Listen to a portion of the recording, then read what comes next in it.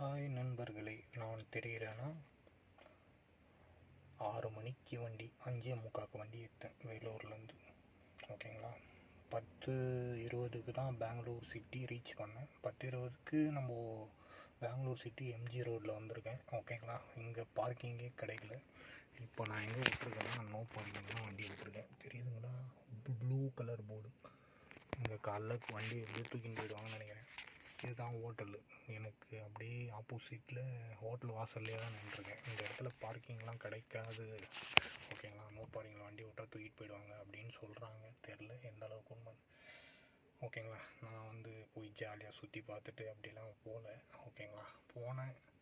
என்னன்னா car park பண்ணிட்டு customer இறக்கி விட்டு, ஏன்டா இருட்டில் பேசுனாங்கன்னா பின்னாடி லைட் எரியுதுங்க, பவராக எரியல.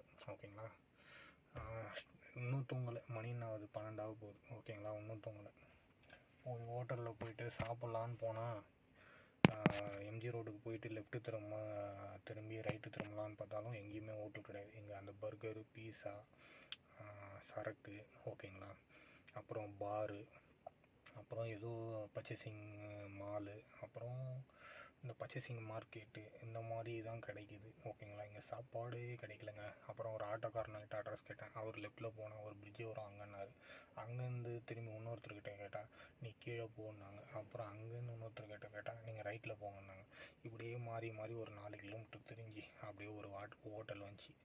நல்ல வேலை தமிழ்கார அண்ணன் ஹோட்டல் தான். ஓகேங்களா, ஒரு கையேந்தி போங்க.